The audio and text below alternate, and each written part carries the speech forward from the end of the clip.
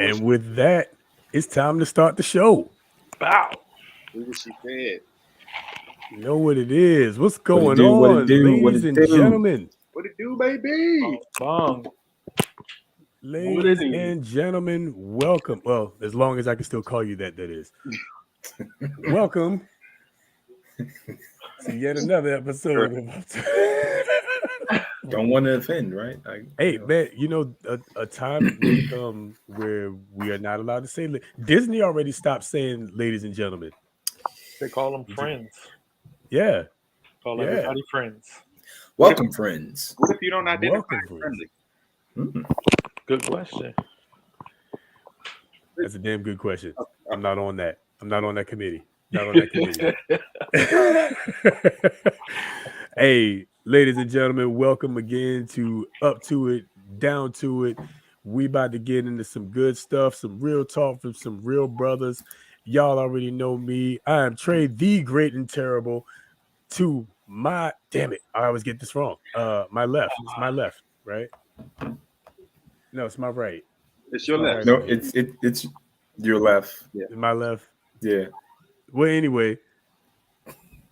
Yeah, your left. So anyway, to my left, the king. What's going on? What's going on, people? It's your boy King Rich. Man, it's been a day, but we here. We made it. So, man, so glad y'all could join us. So yeah, let's get it to it. Absolutely. What's your weapon of choice? What you sipping on tonight? Oh man, I couldn't pick, so I just got me a little mix. We'll mix something right here. I'm gonna be sipping on all night. Yes, sir. That might get dangerous. Hey man, we'll see. All right. It came to be dangerous. There it is. All right. Down bottom. Force. What it do, baby? Everything is everything. We on good old faithful Captain Morgan private stock. You know, stays next to me like a homie. You know what I'm saying? Like the homies do. Can never be mad at a good rum. That's real. Not at all. That's real. Ain't nothing too crazy. You got stuff to do in the morning. You know? All right. And here we go. Caddy corner. He made it. We got the background. We got the headphones. We got the mic check. We good. Yeah. What it is, y'all, was good. My man, Kamikaze. My guy. It's good to have you. Looks like he's almost unlocked on a video game. Almost. Yeah, he got a noob Sabot look going on right here. Look, just showed our age. Can't help it. I'm dark, bro. We got to get this guy light.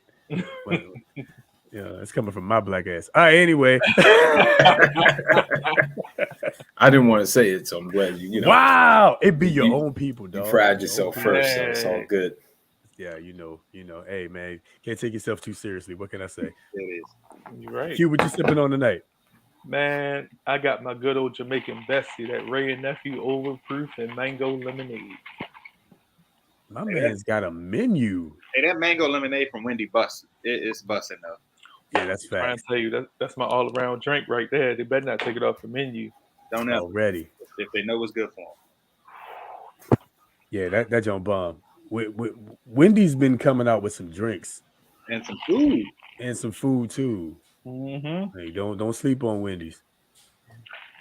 All right, well, cool. Well, listen, I got just some regular old, Hartley peach, nothing major. We just, something to sip on and something I'm gonna be okay with tonight because I got things to do tomorrow too.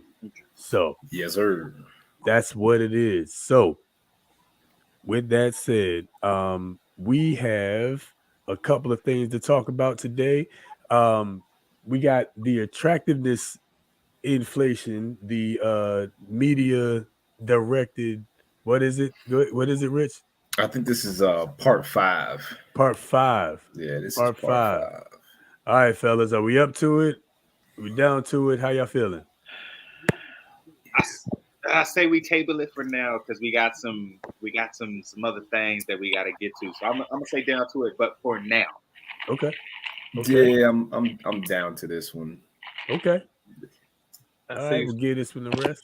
current news got some hot tea that's brewing, and everybody want to dig into it. So let's get into this later. See what's good. Say no more. Say no more. We are down to it.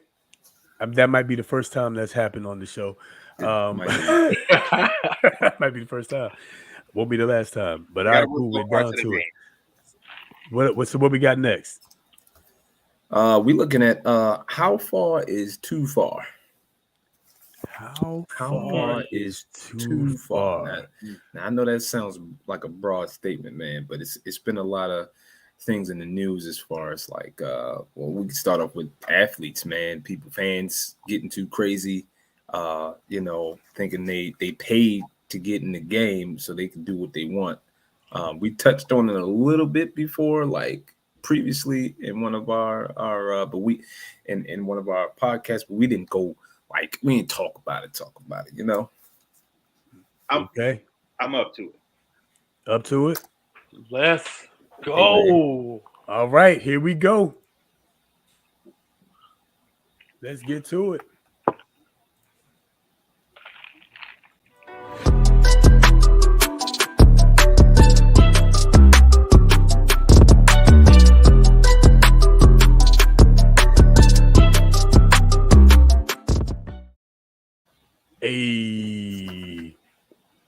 Okay, so for context, we got a few things that happened recently. Kev, you're a resident NBA guy. Talk to us. What happened recently? All right, so of course we've been elbow deep in the NBA playoffs, and the further we go into the rounds, the more interesting the games become, the more pivotal the matchups become, and the Phoenix Suns, which are the number one team in the NBA, have what we call the point guard, Chris Paul, and he was, seen on video, telling what appeared at first to be a teenage boy, "Hey, I'm gonna see you later." That's for sure. I'm gonna see you later. And it was said that that the boy touched or made contact with his family, which of course everybody's sensitive about their family. So everybody's been up in arms about just how fans have been, not just the NBA players, but their families. And this isn't the first incident where, fans have gotten, drunk or not drunk and just kind of been out of pocket. Much like Rich said, there's a sense of entitlement that comes with being courtside at an NBA game. You feel like you can say whatever, do whatever, and there are no repercussions to it. But yeah, it's not the first time. So we've definitely been a little wild at these arenas with these games. I mean, quite literally, that's how the Malice at the Palace happened, right? Like, the NBA guys didn't just say, "Hey, man, we're mad at the fans," and decide to go fight them. Like, Ron Artest got beer thrown on him, if I'm not mistaken. Yeah. I mean, you throw beer at me, we got to fight.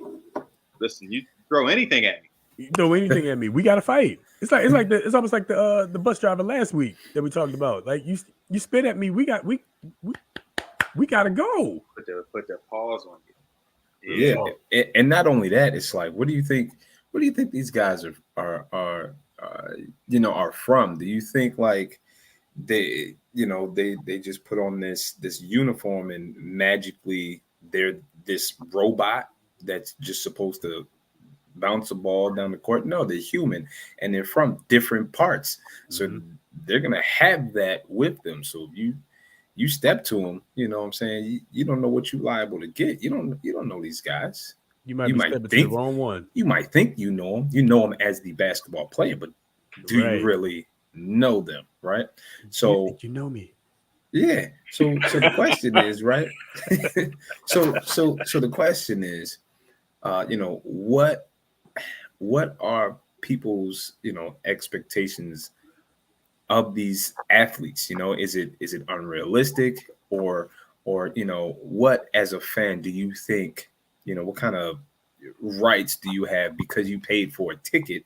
Do you think you get when you pay for your ticket and you come into the stadium? What do these fans think? What rights do you get? You don't get any rights other than to sit your butt down and enjoy the game. Dog, that's what I'm saying. You paid your money to watch me perform. I'm assuming I'm in the NBA. You paid your money to watch me perform. That's it. Sit your ass down and watch me perform. What do we? I don't know. I don't get it. I don't get it. And some places have been notoriously worse than others. Like I know for the last 2 seasons, it's actually been probably Utah, the Utah Jazz, that their arena's been talked about the most. Where the fans are not only screaming obscenities, but racial slurs and epithets. I've seen videos of like fans just giving players the middle fingers, like for what? But it doesn't just stop at the arenas. All the time you hear athletes talk about death threats that they received. With the further we go with legalizing of gambling over sport games, and people are putting money on parlays and things like that. If something doesn't go their way and they lose out on money, then they're taking it to Twitter, and we all know how people's Twitter fingers work.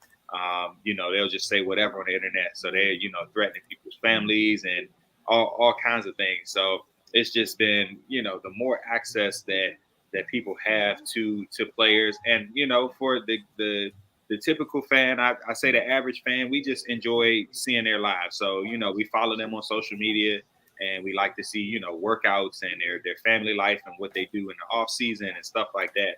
But some people just take it too far and live and die by what you do, and they just they go too far with the things they say and the things that they do.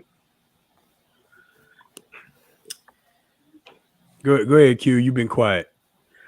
Yeah, I've just been looking back at it like, bro, like what's going on with these fans that you think that a ticket gives you the right to be like part owner of the team, and you automatically get like that second chair of being like co-coach for the team. At the end of the day, all of these players are human. Like you got to think they're being prepared to be out on that court, but at the same time, they prepared to protect their own that's going to be out there. So I mean, look, don't sit there and expect that player's going to be chill when you know you violate them, bruh. Let that be me. You put your hands on anything of mine, bro. I'm scrapping. Forget this contract. I'm gonna still be good. And I think ultimately, that's kind of what happened. Let me pull up this video real quick for the few that may not be familiar. So here we go. That was the kid.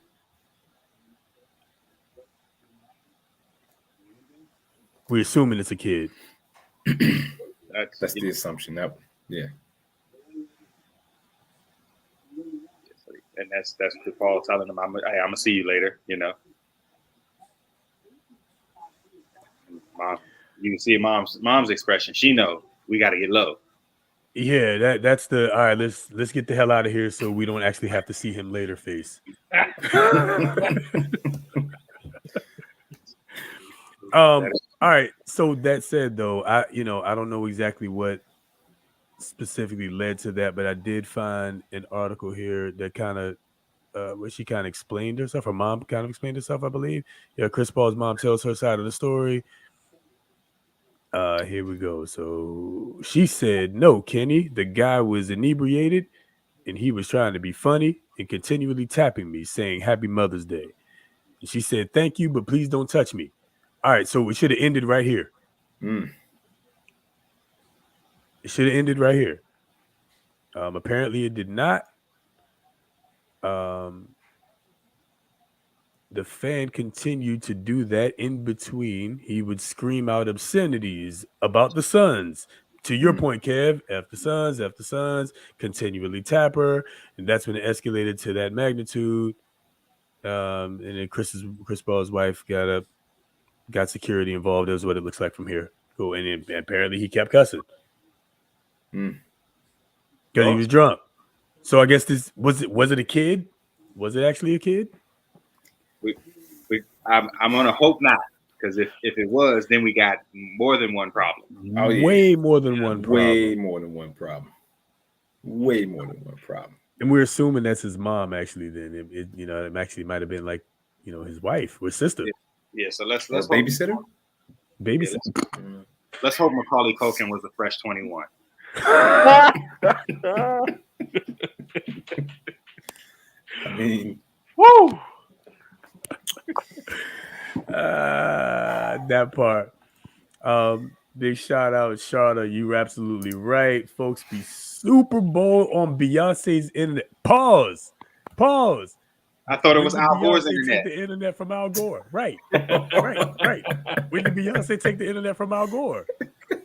I need answers. I need answers. I need answers. I need you to be accountable for this. Now listen, if saying something about Beyonce might get us canceled faster than anything else. So I'm on tread lightly. Yeah. Y'all hear that? Beehive. We don't want no trouble.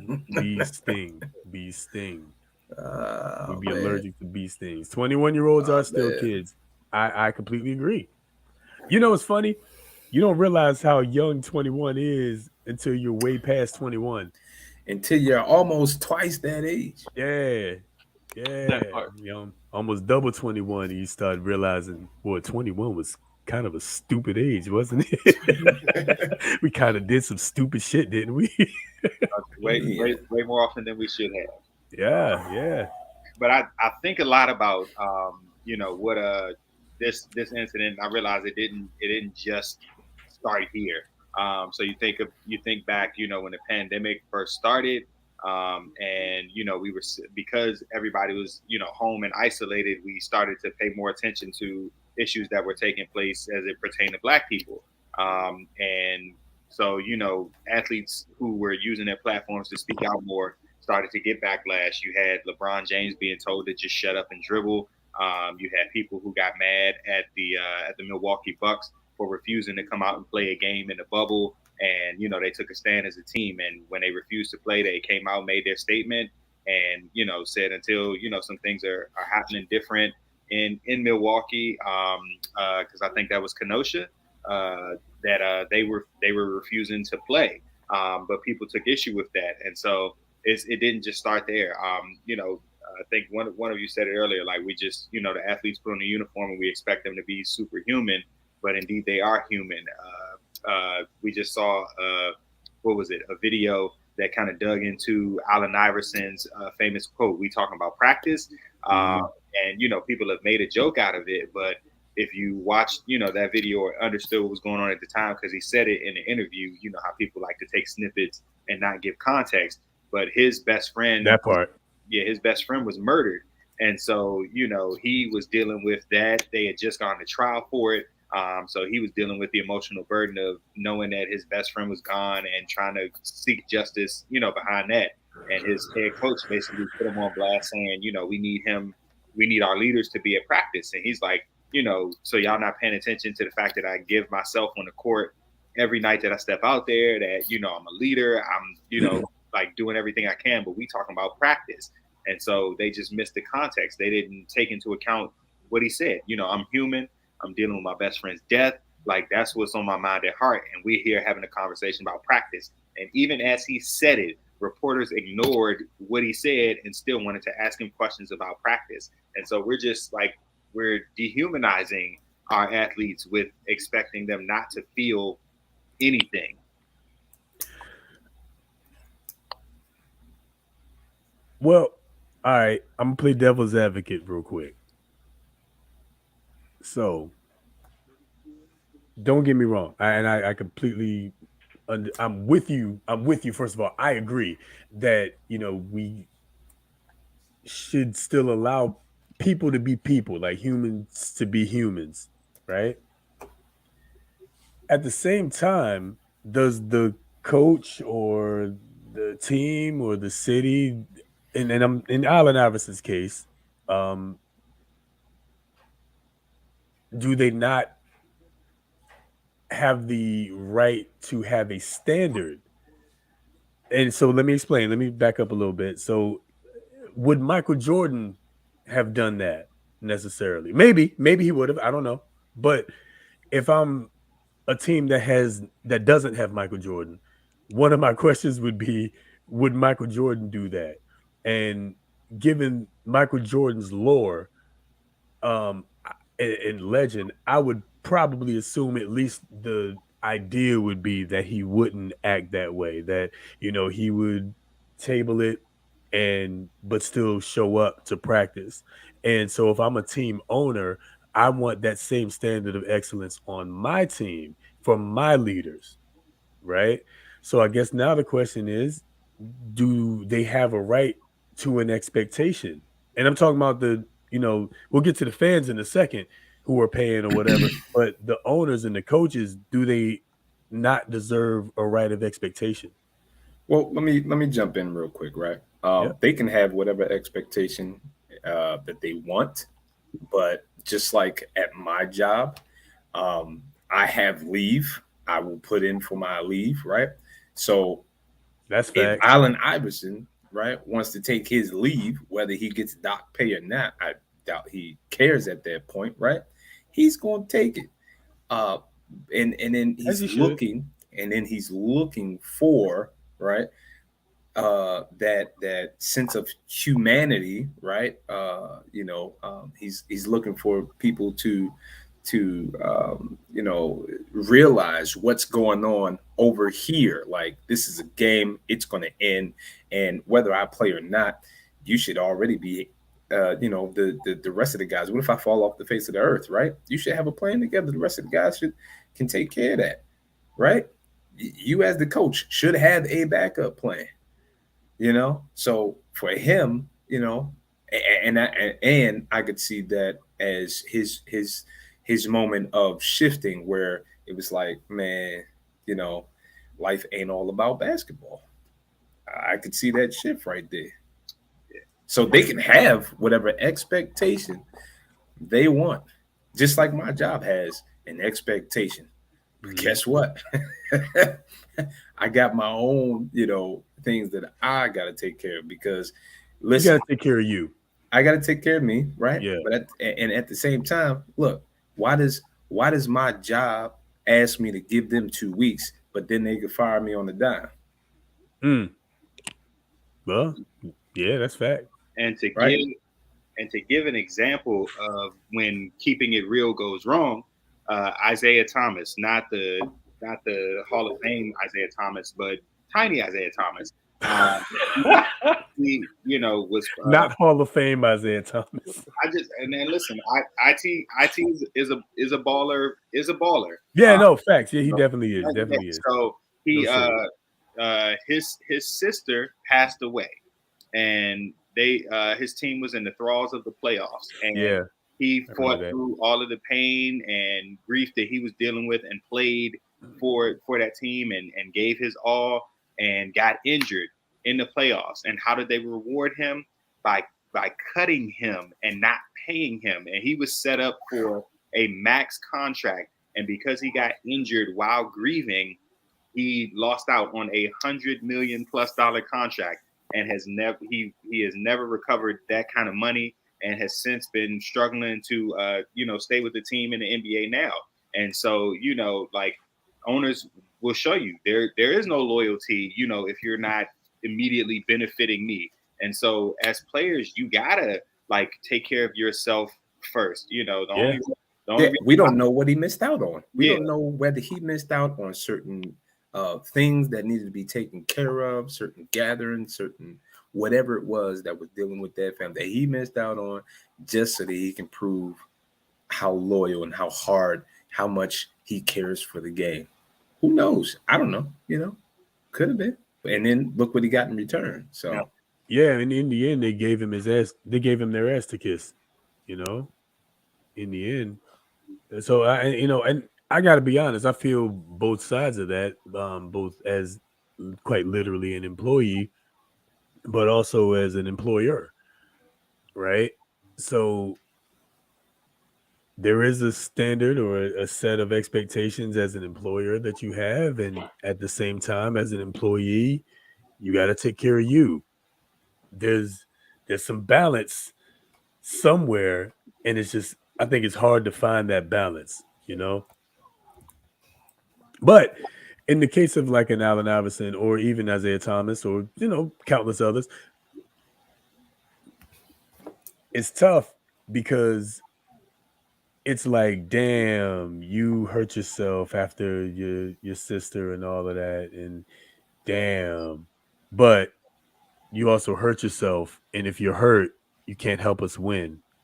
So You know what I mean? Like, and that sucks. It's like there's definitely a human element that should be there. I completely agree with you, but I guess how far is too far? How far is too far? is business too far? Is that too not human? Is the personal too not business? Like, where's the line? Well, hell, the pandemic showed us that a ton of meetings could have been emails.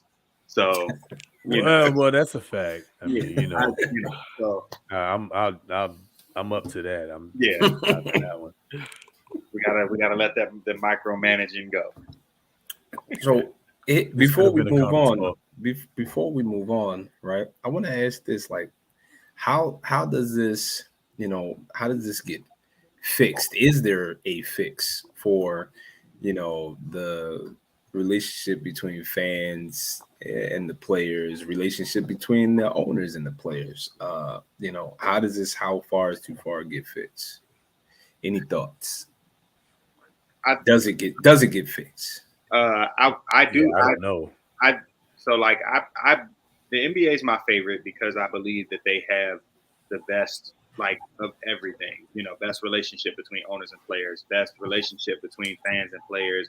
The best access, which is why fans can literally sit, next to the bench, behind the bench, that kind of thing. So I think if fans want to continue to enjoy those experiences, they got to do a better job of policing themselves. Word, because that might be too far. Yeah. Like them being so close to the players is too far sometimes. Yeah, and so that privilege can easily be taken away. Even if you are paying, like I don't think if the owners scooted back 2 rows, they're not going to be hurt for that money. But then the fans lose out. So if I'm in that section and that's probably annoying to me. I'm trying to enjoy myself, and I got a guy next to me who's constantly doing the most.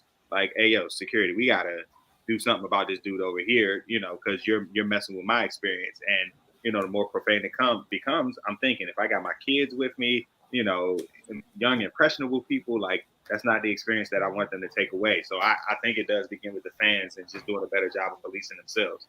And I like that more athletes are agree. stepping up and calling it out too. People. I know some people called LeBron James a crybaby and all of that when he called it out. But in the end, man, if there's a line, everybody got a breaking point. Everybody has a breaking point. So there's a line. We can't be disrespectful, and you can't. Never mind. I'm not saying that. No, go ahead. No. I'm not gonna get us canceled yet. Not yet. Because there's some false equivalencies here. You can't tell me that one thing is true, but then that's not true. Anyway. But yeah, I think you gotta. There has to be a level of decorum. Essentially, you're watching a stage play. It's happened to be live, okay, but you're kind of watching a performance for real.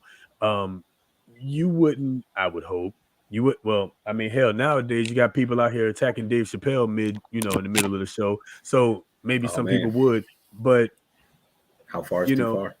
How far is too far? Like, you know what I'm saying? Like, come on, dog. Like, are we really gonna sit here and say that guy didn't go too far? Hell yeah, he went too far, and that's why he got the bejeebus beat out of him. My man looked like a backwards Barbie doll arm. Like, it was crazy, man. Left arm, right arm. I bet he won't do it again. Damn straight he won't do it again. And I bet the next cat that thinks about doing it, especially if they're gonna try to hit Dave Chappelle, they're gonna think twice. All right, guaranteed. Oh, so yeah, there has to be a level of decorum, and I think I agree. It totally starts with the fans. The fans. You paid your money, but that doesn't mean you get to disrespect. That does not give you a license to disrespect. Anybody, but certainly a professional athlete, the one that you're watching. Man, the one that you paid, the one that you signed up to. That part. Man, how far is too far? You know that. Too far. Oh man, we could go so many other places. Actually, how y'all feel about this? How y'all feel about talking about the Kevin Samuels? Man. People are going too far. Too far. Speaking of which, how far is too far, right? Which y'all how y'all feel about it? Y'all want to I'm jump up into to it. some? I'm up to it. I've been meaning to sound off on this one. I usually try to pass around usually on the show, but I got something to say about this one. Go. Sounds like we up to it. We are up to it. Rest in peace, Mr. Kevin Samuels.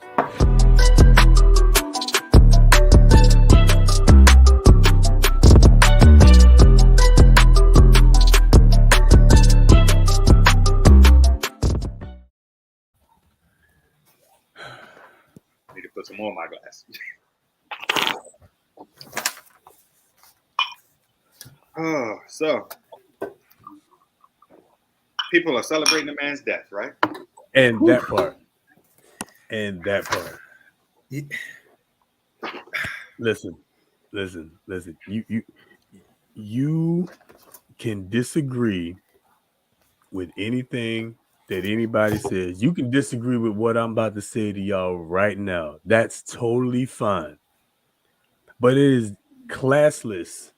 It is disrespectful to celebrate a man or woman, anybody's passing. That is not okay. It's not okay, yo. All right. So listen, if you whether you disagree or not, to me right now, that's irrelevant. Okay. The fact is that he told some truths that a lot of people weren't ready to hear. All right. I'm not going to sit here and say everything he said was correct because I didn't agree with everything he said, but I understood the context behind what he said. Going back to Kev's point earlier about people taking a snippet of what is said and running with it. That's not cool. Absolutely. It's not cool. Listen, context matters, words matter, the conversation matters. By and large, for everybody who said he bashed whoever, bashed women, bashed men, he didn't bash women, he didn't bash men. What he did was he told them the truth. And sometimes the truth is uncomfortable. Sometimes the truth disrupts you. Sometimes the truth makes you look at yourself a little bit different. And sometimes, if you're unaccountable, the truth makes you defensive. And oftentimes that's what we saw. So now some I talked with some people who pointed out that everything he said was pretty much surface level. Listen, his job is not that of a therapist. It never was. His occupation, none of that was ever that of a therapist. It was that of an image consultant, as far as I know. That's number one. Number two, we don't know what was talked about in the conversations where the people paid their money to have a conversation with him. We don't know what was talked about, but we know that there was a ton of good reports, a ton of testimonials. There we go. That's the word I'm looking for. We're a couple shots in, y'all. But a ton of testimonials and other things. People from men and women that benefited from some of the advice that he gave. It does not mean he got everything right, but that's not the point.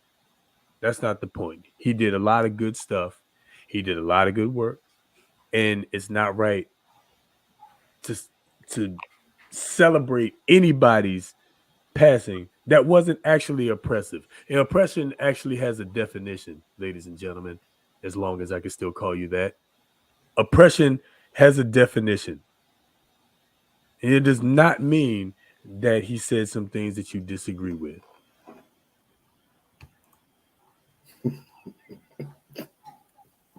You said a whole lot there, brother. You said a whole lot there. I'm just saying, man. It's crazy. I didn't agree with everything he said. I did agree with some things, that he was saying. He, when he was some of the shows that I saw when he had a specific, topic of what he was talking about, when he would say, if you're looking for this kind of man, here's what you need to do, right? And like you said, he was an image consultant. So 9 times out of 10, when you came on his own, when you called in, right? When you called in, he would ask you for, your height and weight, things of that nature, right? He's trying to get a picture, you know, of the person, right?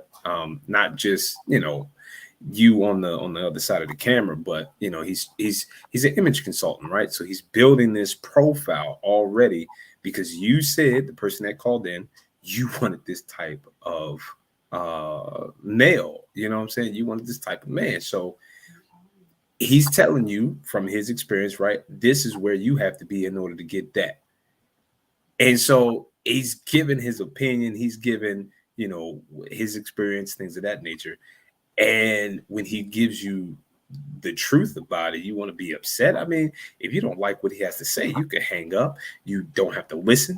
You know, you can go on about your life, you know, but you called into his show, you're listening, you know, it's like, just turn them off if you have a issue with it. But you got those other ones that just they gotta get on there and either prove them wrong or, you know, say their piece. Or maybe they just wanted some 15 minutes of fame or something. I don't know. Before we go to the next person, I want to get this point out because it's kind of, you know, ties into exactly what you just said, Rich. Fans feel entitled because that's their form of entertainment. That's their thing, right? They enjoy their thing the way they want, right? And I think that's kind of why, definitely in alignment with the previous conversation. But as it pertains to Kevin Samuels, he this is exactly what it was. Like this was their truth. We've conditioned people to believe their truth, whatever their truth is, even if it's false. So he came against their truth, their thing, the way they want it to be. And again, the truth is not designed necessarily to fit your agenda or your mindset or your thought process or anything like that. Kev, talk to me. I've said often that there's a difference between the truth and the absolute truth. You know, almost in the way that you know, we view slavery versus enslaved people. Like there's a difference, and I do think, like I tell my students all the time, if it doesn't apply, you don't take offense. You know, because I often find that people are most offended when, like you said, something rubs them the wrong way. So, you know, I can see a something that looks like a subliminal message. If it ain't come directly to me, as far as I'm concerned, you ain't talking to me.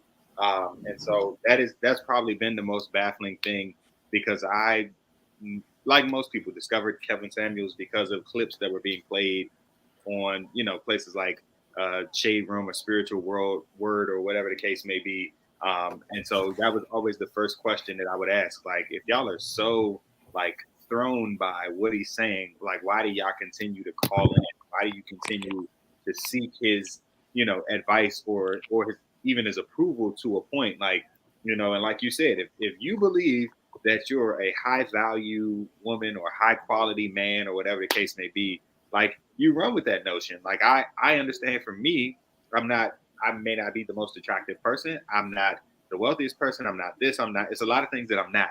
However, I'm going to like carry myself with confidence because I know like who I am as a person. So somebody can tell me a lot of things, but if it doesn't, like, at the end of the day, if it doesn't speak to who I think I am as a person, I'm not going to take offense to it. Doesn't mean that I'm not in a place where I can't seek genuine advice that helps me to better myself, because I do have a group of people, you all being my frat brothers, you know, friends that hold me accountable, and those things matter to me. But I'm not just going to call some random person and give out my dating profile and be like, all right, now tell me about myself. Because like, you don't know enough about me to be able to shake my confidence about myself. That's an interesting take. I'm gonna come back to that. I would definitely want to come back to that. Q, talk to me. Look, man, at the end of the day, like,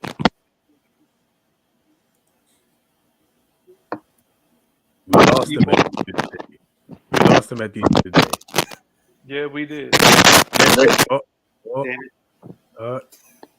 Again. I think we got you back. We got you back. You're back. Oh, you're back. Okay. So at the end of the day, Kevin Samuels does exactly what we do. We speak to people. People call in. People might comment in. We give our opinion. But what I think is the people that are so fixated on celebrating his death just are oblivious to the point that they came into it with an expected result. All he did was give an opinion, which I think he probably struck a nerve because they expected that situation to happen one way, and Kevin gave it to him how he did, and they're just mad about it. Kevin brought up a good point. If it doesn't apply to you and how you feel as a person, don't get offended. And too many people just did. But what I really want to get into are these speculations that are now circling around Mr. Samuel's death. Yeah, word.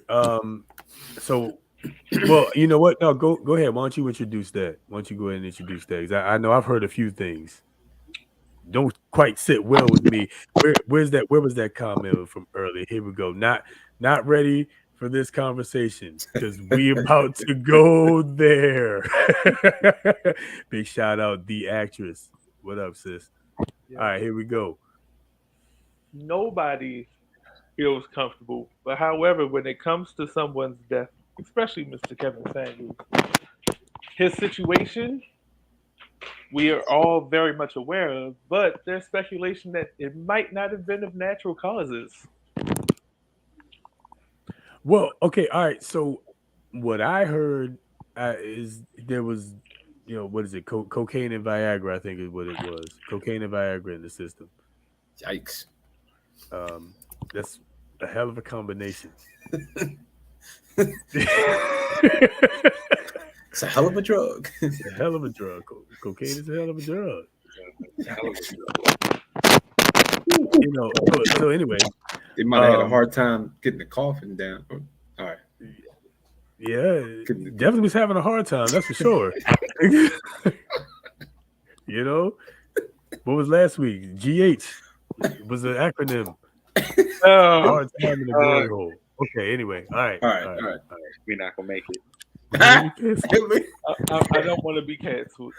Okay, my bad. I'm sorry. We got to check out the comment. I don't want to be canceled, Jesus. Oh man! There it is. There it is. Indeed. There it is. Indeed. There it is. There it is. How would you like to go? Sorry, Q. My fault, bro. My fault. But I just felt like it's kind of too early to try to dig into the speculation. I want to hear concrete evidence. What y'all think?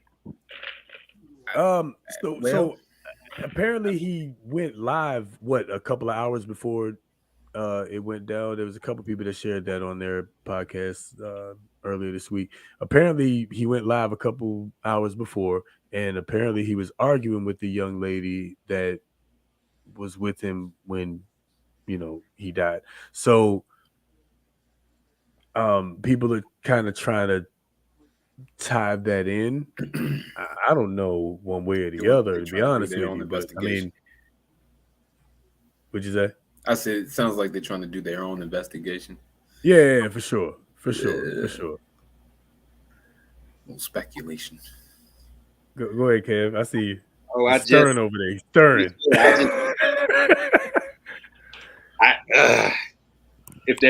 If that's the way he went out, oh, what a way to go! And it's not funny, but oh man, what a way to go! I'm not sober enough to not laugh at that. All right, go ahead. That's all I got. I heard he was dating some. Never mind. Well, okay. I'm not gonna go there. Is that true? Y'all let us know. All right, somebody, y'all in the comments that are having all this fun laughing. All right, y'all Google search some stuff for me. Okay, all right. Was he or was he not dating? What was her name? Brittany Renner? Was it Brittany? I heard. I don't know. I don't know if it's true or not. I did come across that he was dating Brittany Renner. I can't confirm or deny, so that's why I was like, you know what, I can't touch on it. Not on that committee. Mm-mm. Not on that committee. I'll leave it there. It might explain the coke and the. Never mind. All right. Whoa! Never mind. I mean, also, like straight up though, the fact that he was in his 50s probably might have, I mean, explained yeah, it. there's a lot of factors. I don't want to. I don't even. My thing is this: man's gonna do what he gonna do. Man gonna do what he want to do. That ain't my place to judge. Just like it ain't my place to judge none of these women out here doing whatever they doing. We're gonna get to that. But if that's what he was doing, if that's what he was into, I mean, it is what it is. My point is that that doesn't excuse celebrating his death. And number two, it doesn't change the fact that a lot of the stuff he said at least had a level of truth to it, right? It might have been truth from a perspective, and that's fine, but there was absolutely a level of truth to it. I challenge anybody and I have one-on-one challenge people. If you honestly think that he said something that was bashing women, bashing men, whatever it is, whatever you want to say, let us know.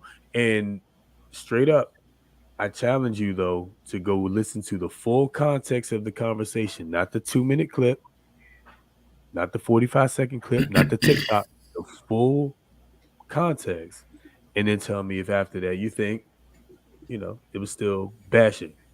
In my opinion, well over 90% of the time, it wasn't. But that's typically how it happens. People they read the headlines, not the full story. That part. And not only that, they interpret things. Even if they saw the whole thing, it's like when you're already either feeling some type of way or already on the defense, then certain words just, you're not even listening to you.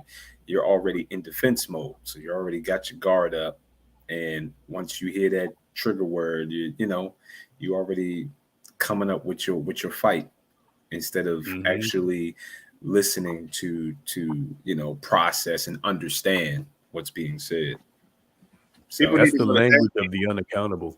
Yeah, again. Yeah. Say that again, Kev. People need to go to therapy. Yeah, that's a fact. Yeah. And I mean, because I even for me personally, like there are a lot of things that I don't take offense to now because of therapy. If I didn't learn to work through my emotions, if I didn't learn to pause after somebody makes a statement and kind of ask the question like, what did they say versus what am I hearing? Then my approach to a lot of situations became different. And so I think like before you call in to seek the advice of Miss Cleo, on a psychic network, you need to go to therapy first so that you can process your emotions realistically. So yeah, that's my answer for everything. Go to therapy. Not straight Seek up first though. to understand. Straight up though. Therapy is important, man. There's a lot of unpacked trauma that we just all have, and it's, oh my God, I just saw the comments. I did. The angry sex was. Oh man. Oh man. We're gonna start canceling y'all. Oh my goodness. Oh my God. Y'all are killing me, yo. Y'all getting canceled right along with us. Y'all getting canceled right along with us. There it is. That's the one. He died at the climax of hate. So I think people forgot that his death was real and shouldn't be celebrated. They were still mad and felt like they won. You know what? Crazy how much truth there is to that statement, though. But did they really win? Because a lot of people when they feel this angry, they want to transfer that energy out, right? And so some people never got their chance to get on the show and tell them about itself. So something we hear a lot in church too, when they talk about forgiveness, like we hold on to anger and people are long gone and passed away, and we haven't let go of the things that we're mad at them about, and they gone. So we never will get that chance. And so again, I think it goes back to go to therapy, because you got to find a way to resolve those issues. People may never apologize for some things that they say or ways that they made you feel, but how are you going to get past it? At a certain point, now it's up to you to take accountability for your situation, not for the person who wronged you to fix it, because there's part. it'll happen. Yep. In the end, it's all about accountability. Most of his detractors were people that didn't want to be accountable. Most of the people that celebrated his death are those same people. And ultimately, it comes back to being self-accountable. And like you said, going to work on those things. Find something.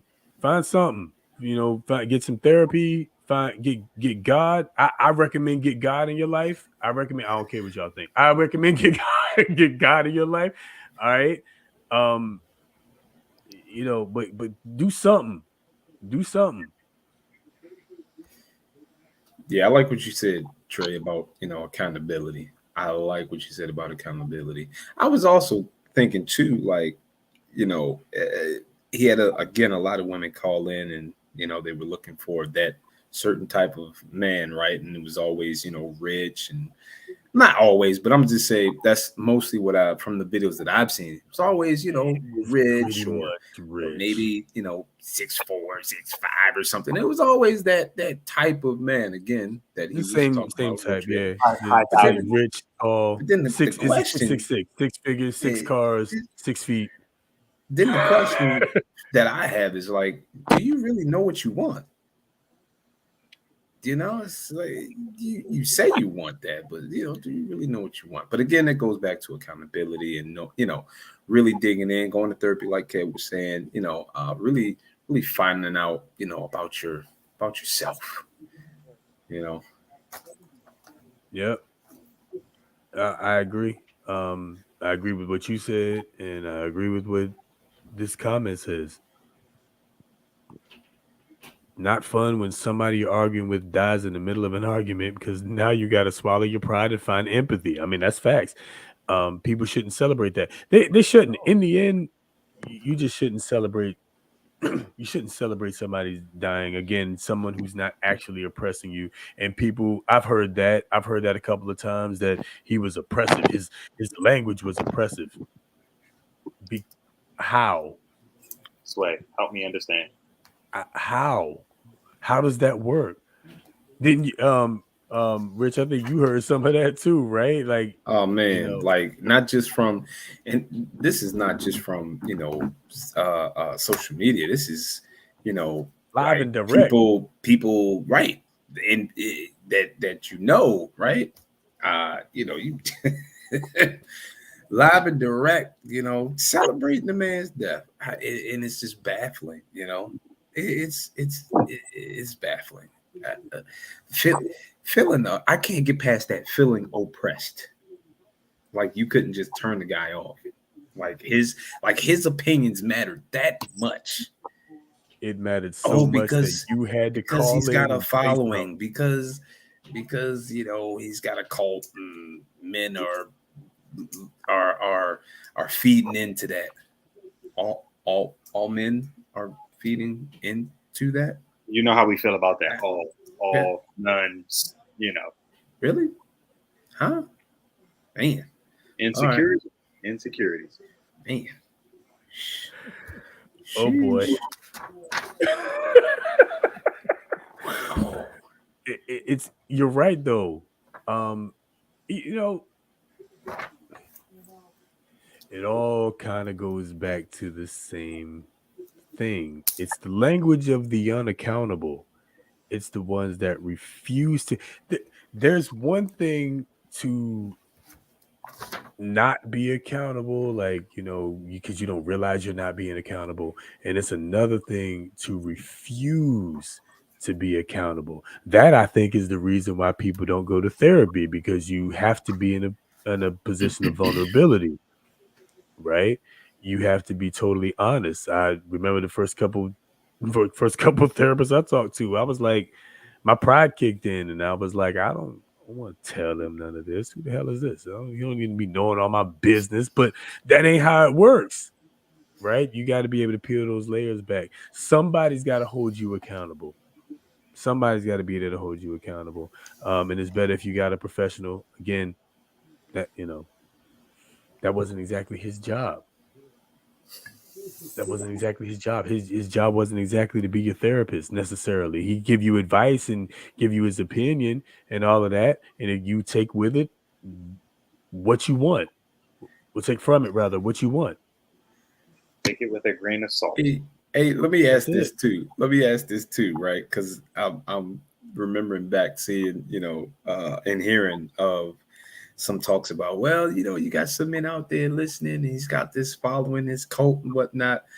Let me ask this though: is that the type of man you looking for anyway?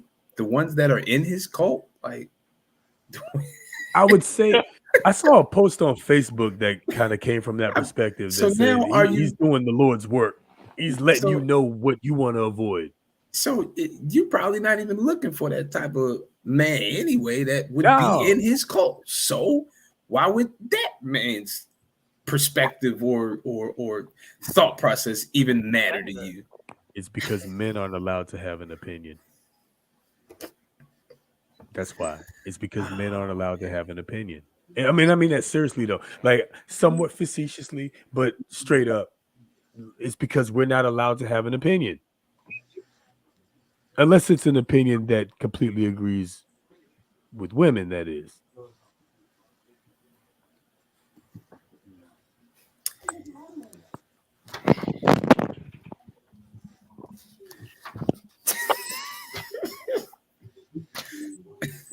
Is that tea in your cup, Q?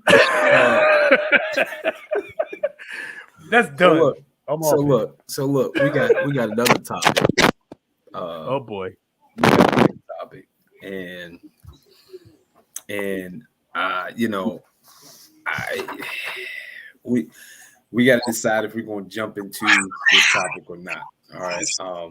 Not a lot of social media platforms that I've seen even have been talking about this.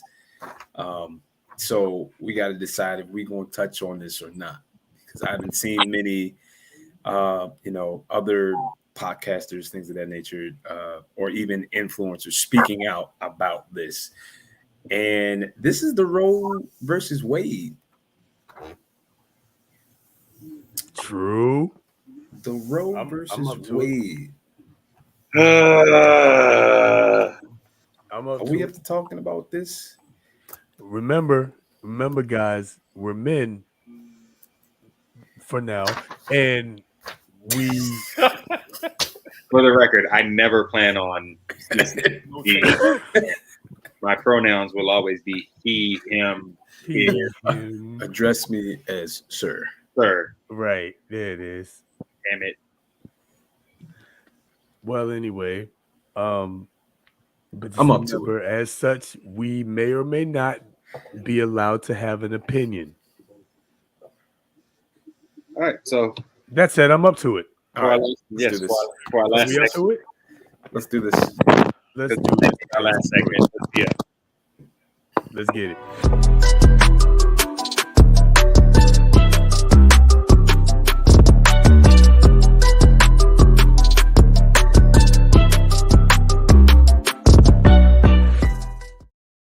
Yeah, you saw what it said. You might need 2 shots for this one. For the record, though, before we fully dive in, I don't necessarily want all influencers touching this. Like, if you are just a TikTok dancer, I don't need you speaking on stuff. You know.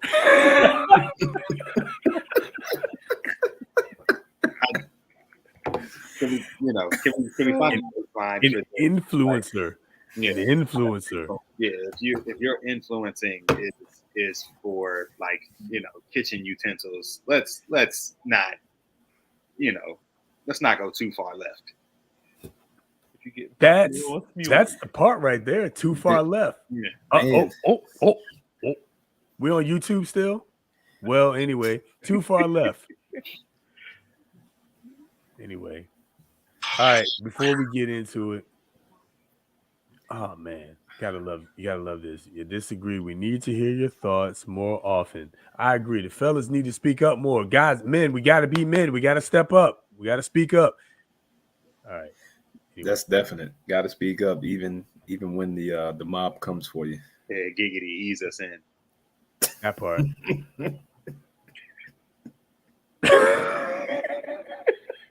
They didn't see that coming. That's how we got there in the first place. Okay, anyway, all right. So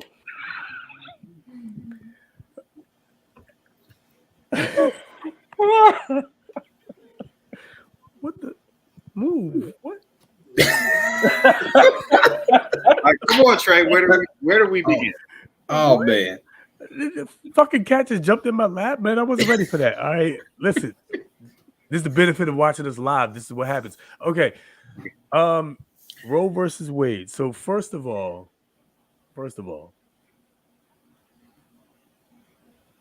there is a lot of extreme backlash towards this being overturned.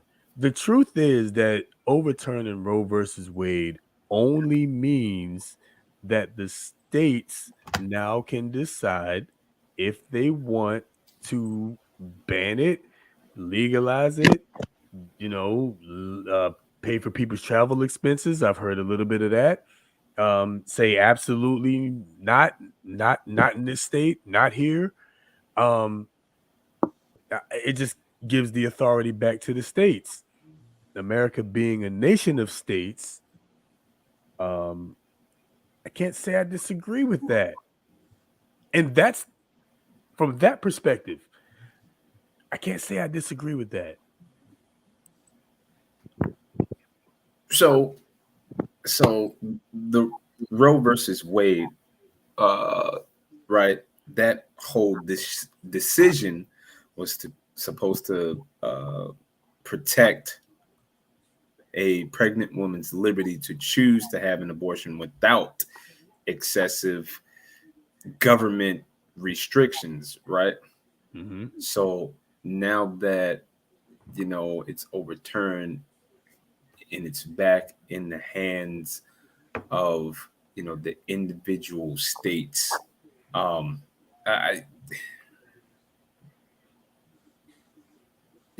again, I feel like it runs deep, so I'm still, I still got to do my research on it as well, right? We talked about it a little bit before, Trey, where we were talking about, what does it really mean? Do people really know, what they're fighting for?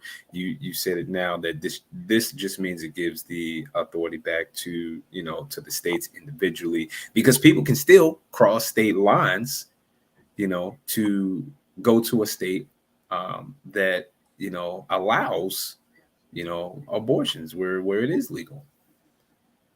Right. So yeah, there are some people that want to have less government involvement. There are some people that want to have more government involvement in their lives. And why would we want that? Why would we want that? Why would we want more government in our life? Don't want more government involvement in, my life. I want to be able to make my own decisions. And I feel like, women have that right to make their own decisions. So I like I said, I still got to do some more research into it, but I don't see how it's a bad thing if, again, you can pick up and go to the next state or whatever. But and at the same time, right? Even if it was illegal across the board, period, aren't people still going to be people? And if they want to get something done, they're going to get it done. So why wouldn't we do, as a whole, right, something to protect, our women, so that they're not going to some back alley way to, get this thing done? I mean, we got to have.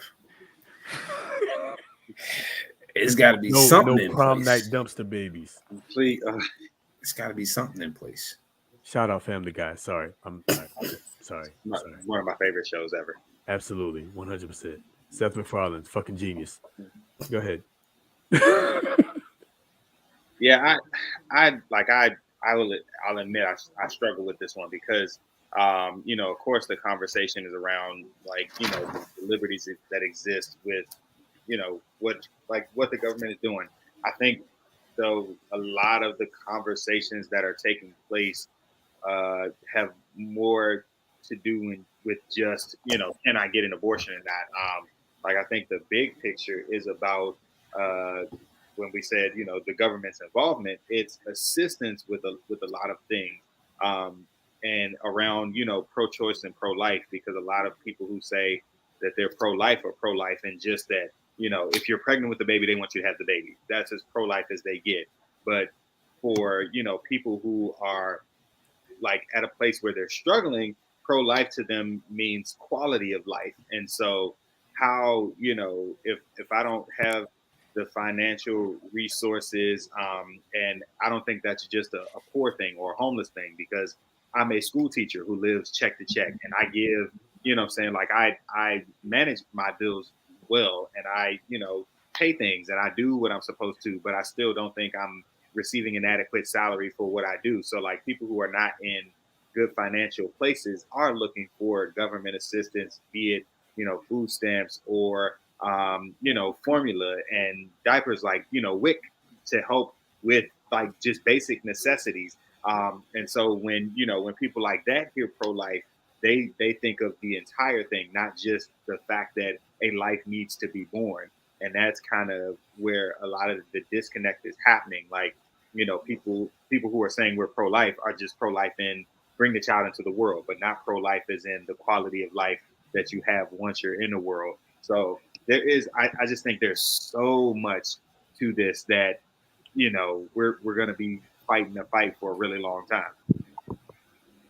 And to be fair, we were fighting the fight for a really long time. I'm saying we because honestly, whatever side of this you sit on, this has been a 50-year fight, 50-year or so fight. I want to get to this comment real quick because I completely agree with this. Apparently, it's now completely illegal to get abortions in Oklahoma unless the mother's life is in danger. So as I interpret that to mean that if she continues on with this pregnancy, the baby's in the wrong tube or whatever it is, and Preeclampsia, ectopic pregnancy, high yeah, high blood pressure, yeah, age risks. That there are a lot all of all that. yeah. All that, yeah, all the aboves. And thank you for bringing the technicality to it. But in those situations, it's okay, but otherwise, it's not. Which I, she I, said includes rape. and yeah, instead includes rape and incest, and I don't agree with that. Right? That's too far.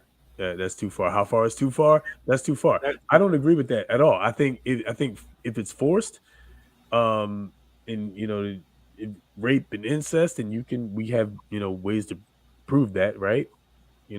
So if it's rape or incest, I don't think that's okay. um Forced babies in any way, I don't think that's okay, right?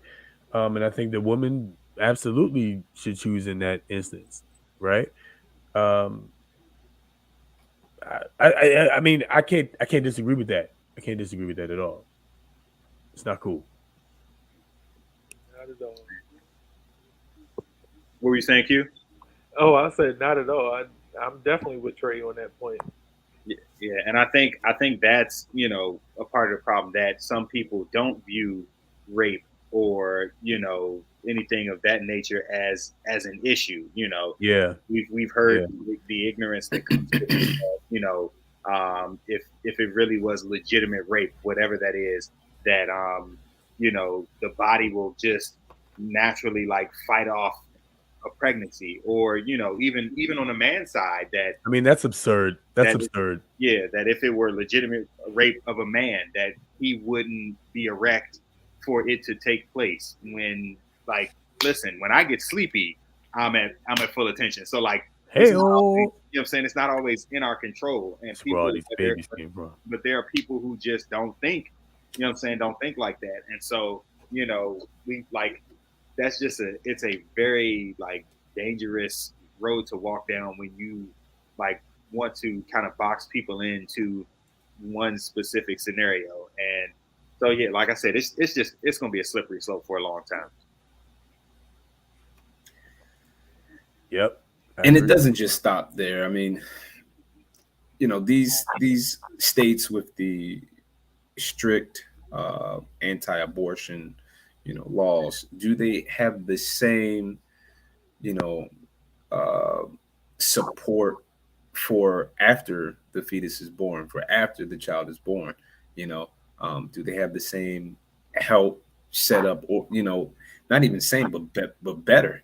Because what if the parent doesn't want the child? Now the child ends up in foster care, things of that nature, and then what's that like? And what do they have set up to make sure that that child gets the the best care in the foster care system? So, I mean, it runs deeper than just. That brings a couple of questions to mind, which is whose responsibility is that? Like, is it? Well, again, if it is the parent's responsibility and that parent gives up, again, that's what I was saying. That parent gives up that right, then that child goes into the system now. So, do those same states have the top tier, child care, welfare programs for these same, kids that they wanted to save from abortion? All right, so I'm gonna say something, and people gonna be mad probably, but things like foster care. Up, it's in the comments. Yep, things like foster care are paid for by tax dollars. So I guess the question is, do we all want to pay for someone else's irresponsibility and negligence? We paying for prisoners. What do you mean? Like Well, as far as like jails and stuff? yeah, like jails, that's our dollar. So if we can pay taxes on prisons that aren't private, then why not? You know what I'm saying? Why not for a child's upbringing and well-being? True. I can't disagree with that necessarily. I mean, in that instance, we're paying for people to be away off the street, that's dangerous, as opposed to paying for a child and we don't know what's going to happen with the child. I'm just playing devil's advocate. Jesus loves the little children, and so do I. All right. Okay. All the children of the world. All the children of the world. Red and yellow, black and white. Black and white. There you go. There you go. Precious in his sight. Yeah. Jesus loves the children of the world. Thank you. Thank you. All right. Sorry. Yeah, no, but can you bring up Jesse's point? I think that's poignant. Yeah, absolutely. Mm-hmm. Here we go. Don't want any babies to die, but making abortions illegal will not stop them from happening. That's a valid point. Mm-hmm. Women will just have them done unsafely, and some women will die in doing so. Well, I agree, but then I would also have to say it. Is that my responsibility that you died doing an unsafe and illegal abortion? Is that my responsibility? Nope. It'll Sorry. Okay. All right. She didn't really say that in response. She didn't really do that in response to what I said. That was minutes before what I said. But yeah, no, but her other point, money is cool and foster helps foster children, but they need more than that, like love and people that actually care.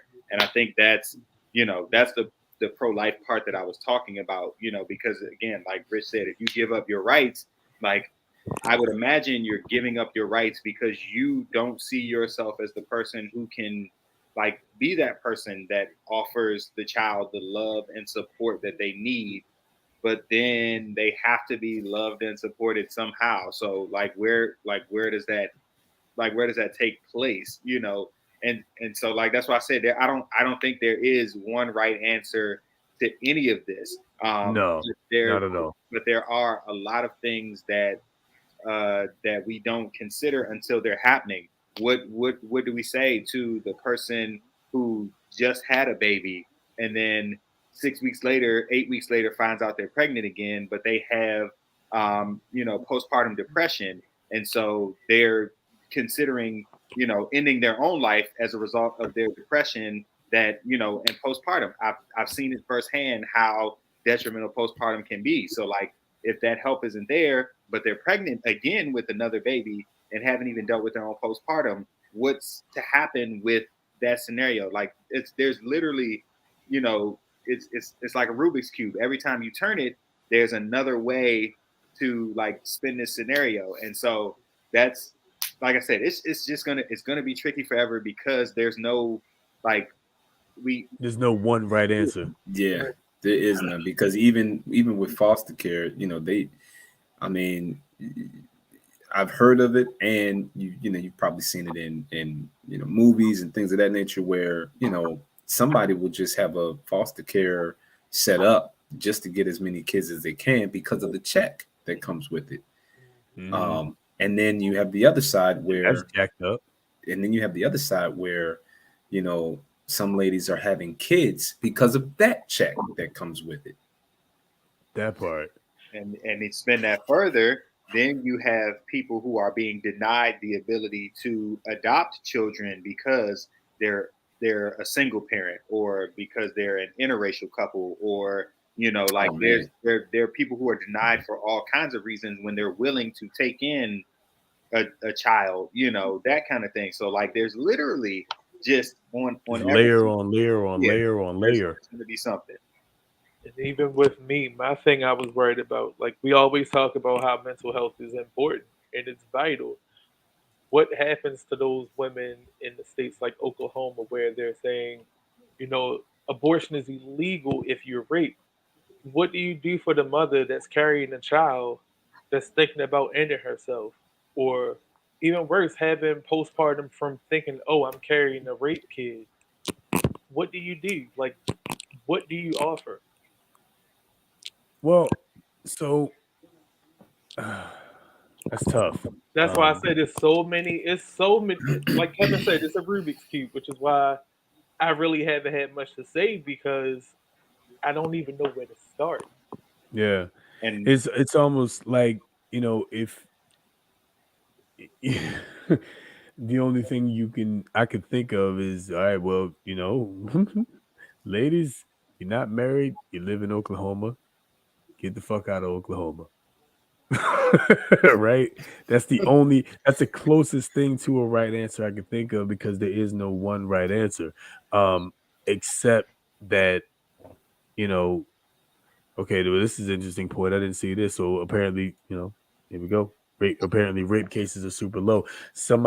We can probably Google search that and find out exactly, what the percentages are in Oklahoma. And again, we all agree rape is bad.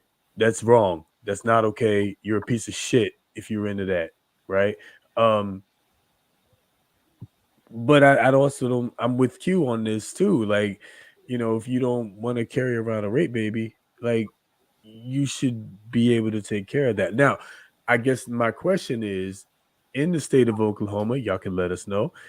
In the state of Oklahoma, if you were to say go to New Jersey, where I'm relatively sure it'll stay legal, if you go from Oklahoma to New Jersey, or maybe Ohio, I don't know if Ohio said anything or not. Screw it, we'll say New Jersey. If they go to New Jersey, are there any consequences to that? well, I guess my question would be, how would you monitor that?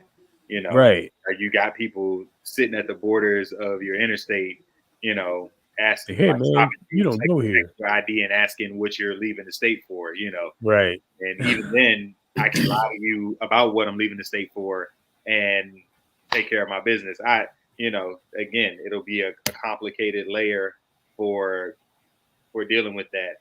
I just imagine though that when you go outside of the state, then it's no longer the state's problem in terms of, like funding for it. So that would, just be one thing for them to not worry about. And one of the things we haven't touched on, like as far as pregnancies go, is, discovering while you're carrying that there's a condition with your child that gives them no quality of life.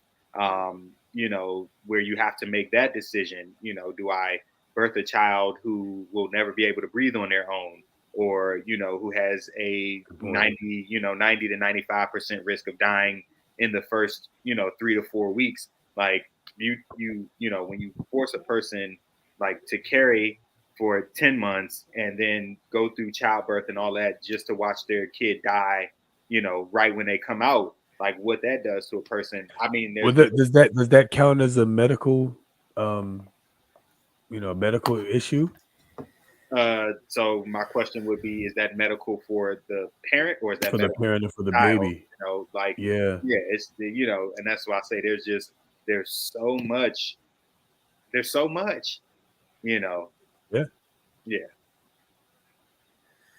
Just to throw out some quick facts here, according to this rape statistics by state in 2022, Oklahoma is actually on the top 10 for the highest counts of rapes per 100,000 people.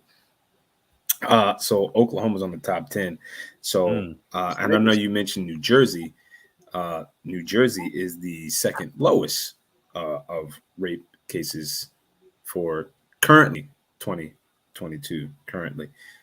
So some good news. If you're looking to get out of Oklahoma, go ahead, shuttle over to Iowa, because right now for 2022, they're only looking at a total of 116 according to this statistic. So for the whole state? In the whole state. So the other New Jersey, which is second, has almost quadruple that. So Iowa. Damn, they got quadruple nice, that number, and they're number 2. Holy shit! Iowa, here we come. Iowa's looking pretty nice. LB, let us know where to go to. Iowa, he always has been putting in the plug about Iowa. So big shout out to my man Steve. He's on Just a Fan podcast. Actually, they was on earlier today. I was watching them. They were pretty cool. It's pretty cool, man. Check them out. Just a Fan podcast. Check them out on YouTube. Man, by the way, shameless plug. Like, share, subscribe to Up to It, Down to It as well. You know when we go live, enable notifications so you'll know when we go live. That way I don't necessarily have to remind you, right? We're going live. We'll be going live. You'll just know when we know we going live, you'll know we going live. All right. So I think that here we go. Wow. Yes. Okay. There are so many scenarios and situations. I just think we ought to leave that decision to individuals and God. Well, Jess. Thank you for transitioning us. Thank you for that transition, because really, in the end, what would God do? Like, seriously, straight up, what would God do? Are y'all ready for that one? Are y'all ready to get into that? What would God do? Are we going up to it on a God talk? Hey, let's go for it. We call this communion. let's have communion. Let's get into it, man. What would God do with the free will? What would God do with us? What would God do in this situation? Let's talk about it.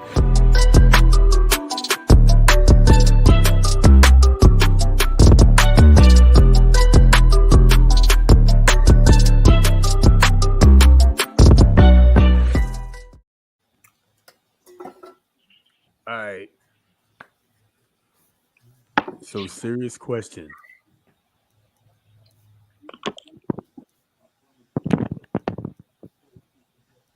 So, first of all, again, I think we all can agree rape bad, molestation bad, incest bad, right? We can all agree on that, right? We can agree. Okay, so if God were here, would God be pro-choice or pro-life? Ooh, pick me. All right, you got it, dog. Your world. All right, I'm going to go out on a wild limb and say, well, two things. So one, I want to start by saying I do not believe that God would be a fan of abortion, because life is to be, created. We're supposed to be fruitful and multiply, and let life be life. However, because God gave us free will to make our decisions, free will to come to Him or not come to Him, to love Him, accept Jesus as our Lord and Savior, I believe that God is pro-choice or would be pro-choice. Just like I said, He gives us autonomy over ourselves to make every decision that we make. When we wake up in the morning, we decide, am I going to get out of bed and go to work, or am I going to stay in bed? Am I going to hit the snooze on my alarm, or am I actually going to get up? Am I going to take this route to work, or am I going to try something different? Am I going to check my GPS, or am I going to step out on faith? Literally every decision we make, God gives us free will over our decisions. So I do believe that He would be pro-choice, but it does not mean that the choices that we make don't come with consequence, and that He would be pleased with everything that we do. Okay. Yeah. Well said. All right. I agree. I agree. God gives us free will, man. The choice, we're free to, make our own choices. And All right. we have to live with the decisions that we make. See, you're funny.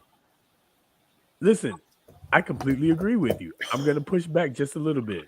I'm push it. Push it good. All Come on. right. So, all right. Okay. Let's put this out there real quick. She ain't lying. I'm just, So anyway.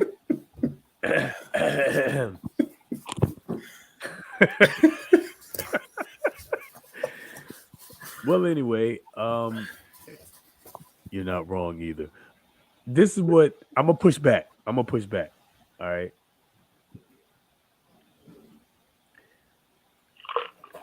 We have free will, right? Our kids have free will. Our will as parents, as fathers, right, is that our kids' will is in alignment with ideologically, at least, with our will for their life, right? Because we want what's best for them, right? So with free will, it almost seems as though there needs to still be a limit. Like there has to be a border. Because if there's no border, if there's no boundary, then everything is subjective. Right, wrong, everything is subjective, right?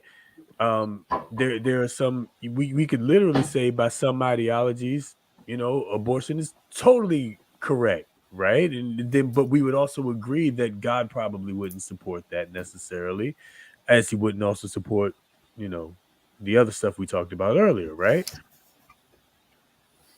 So just because we have free will, is it that we can do whatever we want, even if it's against the will of our creator?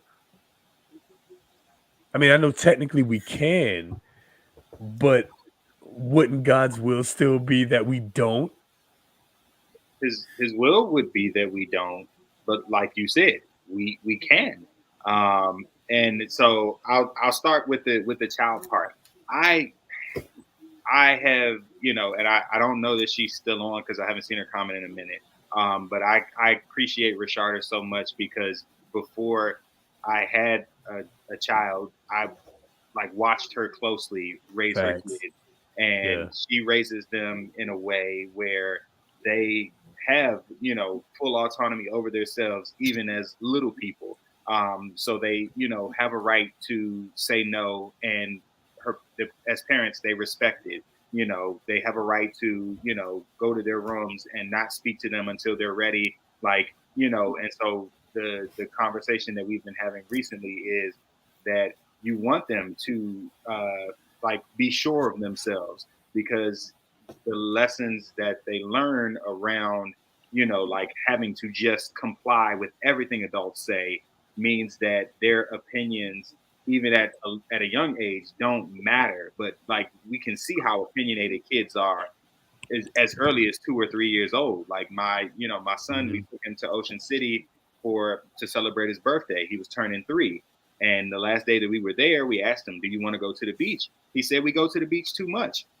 We had been there 2 or 3 times already. All right, cool. I heard what you're saying. So if you don't want to go, just because we're there, we're not going to go, because if you don't want to go, you don't want to go. And so while that may seem like a minor thing, to respect his wishes in that moment shows him that they're listening to what I say. And so that, I think that kind of lesson translates to other things. So I'm going back to say, that doesn't apply to everything, though, right? It doesn't apply to everything, but I think so what I was trying to say is so my will for my son is that he's fully aware of himself, even if that contradicts what I want for him, because as parents, we do want the very best for our kids, but what we deem as the best for them isn't necessarily the best for them. My mother didn't want me to go into education, particularly music education, because she taught in DC public schools, where they saw that anytime they made budget cuts, the arts were the first things to go. So teaching music didn't seem like a safe thing to do, because there was no guarantee over the job. And it literally wasn't until she saw me in my niche, doing my thing, affecting change with the lives of students and having success at it, that she said, "Wow, you really are doing what God has called you to do." And so us as parents, we do have this idea of what it should look like and could look like, but it doesn't mean that that's necessarily it. And so, yeah, so that's kind of what I'm saying. I just I want what's best for him, but I also want him to be able to form his opinions. And I'm trying to the best of my abilities, put my ego aside, even at the age of 2 and 3, to let him make decisions as long as they're, practical and safe. Now, bedtime is bedtime. So you're going to tell me, "No, I don't want to go to bed, but we got to go to bed." Those times, there's no debate about that. But right. Do you want pancakes? If he don't want pancakes for breakfast, he wants cheese and a pouch with applesauce. You can have that, because you're eating something. So you'd agree then there are limits to the free will? There are limits. There are limits, but even with that, there's you're still going to make a decision, because if I say go to bed, he may get in the bed and fuss about it, but it doesn't mean he's going to sleep. I wish he would go to sleep right away, but he may lay in the bed and play with his teddy bears, or sing the Paw Patrol theme song 20 times, so he's up for the next hour. He did what I asked him. He's in bed, but I really wanted him to go to sleep, and he's not asleep. So there's there's some stuff to it. Yeah. Trey, what you had said before, right? There's God's will, right? And so his will doesn't change, right? It's there, whether people want to, realize it or not, ignore it, live by it, seek it, right? So it is there, and we, like Kevin was saying, right?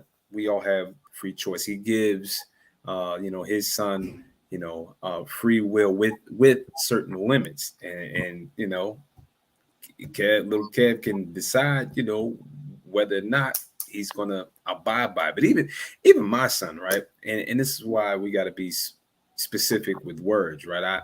I'll tell him something, and boy, he'll take that word, he'll take it, and then he'll take what I said, and he'll literally find a way to do exactly what I said, but still do what he wants to do.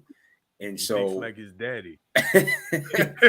and so now we have to get to a point where we are more specific, we are more intentional with our words and what we're saying, but there still needs to be an understanding of what that will is, what that limit is.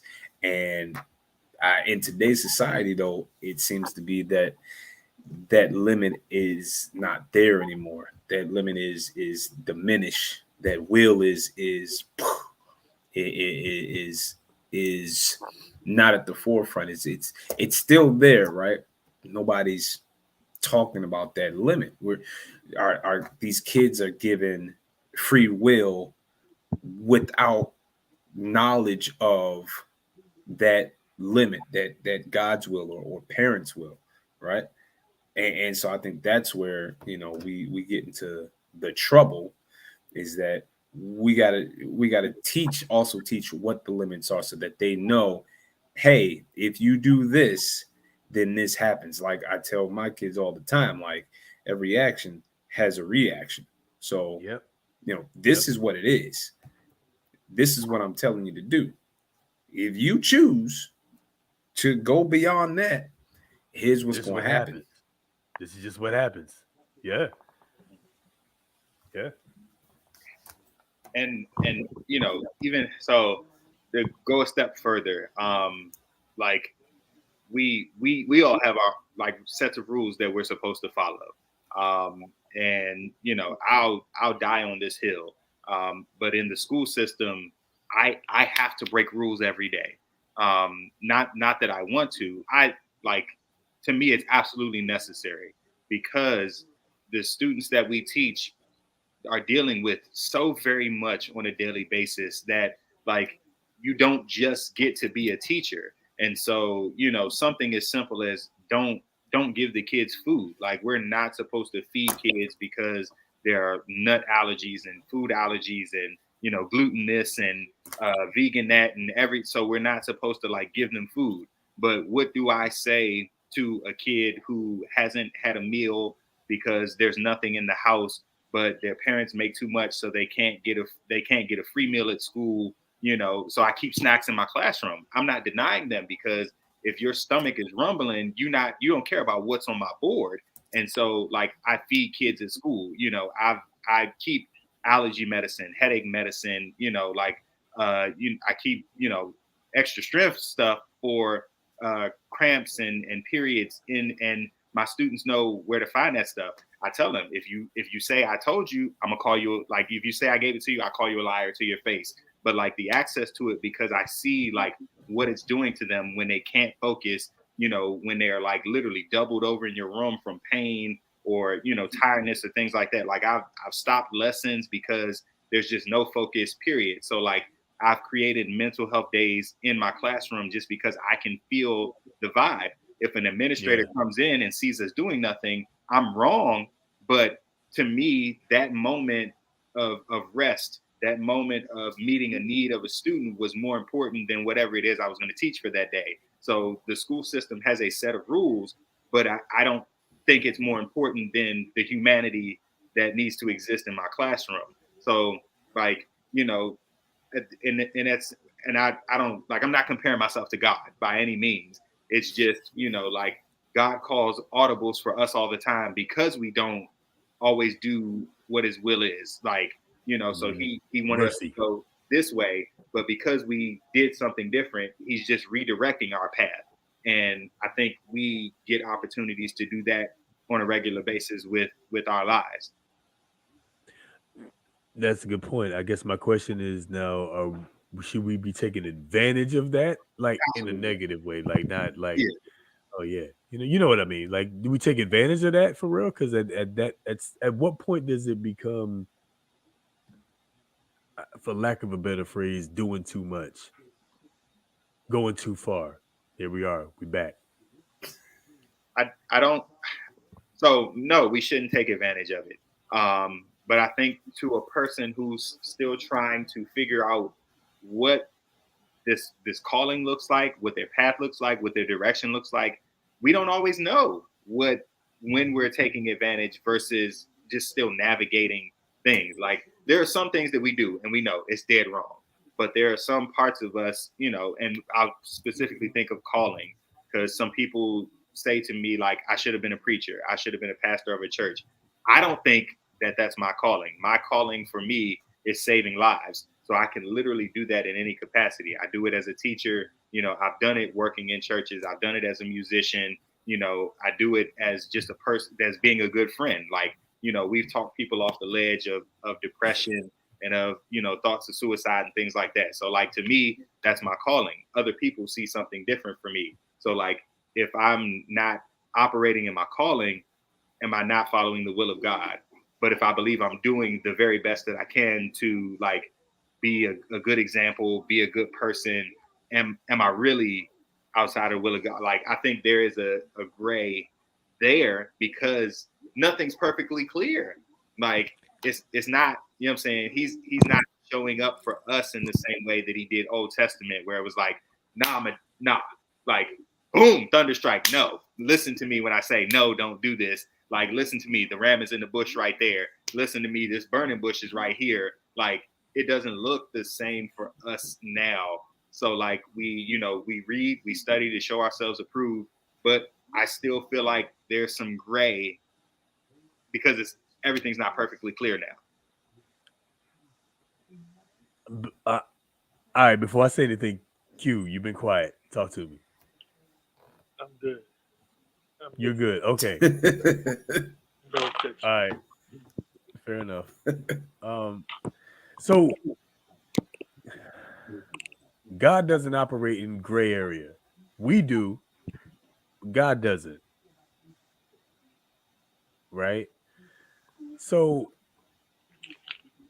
what you're saying, I think, is totally valid. That God is able to redirect our path based on the decisions that we make. By the same token, I don't believe that gives us a license to just do whatever necessarily, right? Um, while God doesn't show up in the same way, um, God is still God, right? So God's the same yesterday, today, forever, right? If we believe that to be true, then while he may not physically show up in like a burning bush or something like that, the principles still apply, right? And we've seen when we step out of the will of God, what happens to us, right? And that's, I think, really what the Bible really talks about, right? When we step out of the will of God, what happens to us? And so that's why I asked this question. We're gonna have to table this for next week. We're gonna have to pick this back up. But in the end, God's principles don't change. We are the ones that operate in gray area, not God, right? There's 360 degrees, and 359 of those degrees are wrong, according to God. Because God goes that way. That's it. Just that way. That's it. Right? So again, things that are outside of God's will is what puts us in the positions where we have to operate in somewhat of a gray area. And so to that point, Kev, I think that's back to the Roe versus Wade thing. If we're talking about what would God do, God would say nope, because unless it's ordained for this to happen, it's not going to happen, right? I think, but humans again transgress from day one. so so God has to almost kind of always eye roll. All right, new path, go this way. You know what I mean? So so we're constantly fighting through the gray area, yeah, to get to God's will, to get to the realization, to get to that clarity. We're fighting through the gray area, because like you said, right, God's will stays the same. So that's the fight that we got to fight in. And as we continue on down this path, as we see in society, it just keeps getting more and more gray as we as a whole start to pull away from God. That part. If my people. All right. I think it's a great discussion. You know, I, I just it's one of the most frustrating things for me about this Christian walk. You know, why? Like, it's the why. If if God is perfect, which I believe He is, if God is omnipotent, which I believe He is, all powerful, all knowing, all seeing, all wise, I believe all these things. Why would you give us free will for us to then do something different than you had designed? Like, it's a question that never leaves me. Like, if you created it all, why not just leave it in a place where, you know what I'm saying? Like, if you built the ship in the bottle, why then shake the bottle so the ship falls apart? Like, it's just it's a question that doesn't go away from me. And we like being good Christian brothers. We read our devotionals.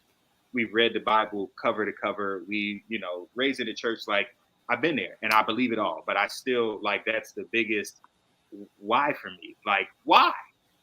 You could be the ultimate master and just chose to cut the strings for what? I think that negates the presence of the devil. To put it all on God negates the presence of a devil. Like, okay, all right, so listen. I'm about to tell y'all something y'all probably ain't heard too much. This says, why put the tree in the garden in the first place? All right, so there is scripture in what's known as the Apocrypha that answers that exact question. Why was that tree there in the first place? And did God plant it?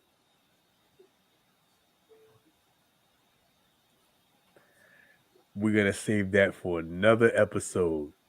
But did God plant the tree of the knowledge of good and evil in the first place? Was there a reason He cursed that tree?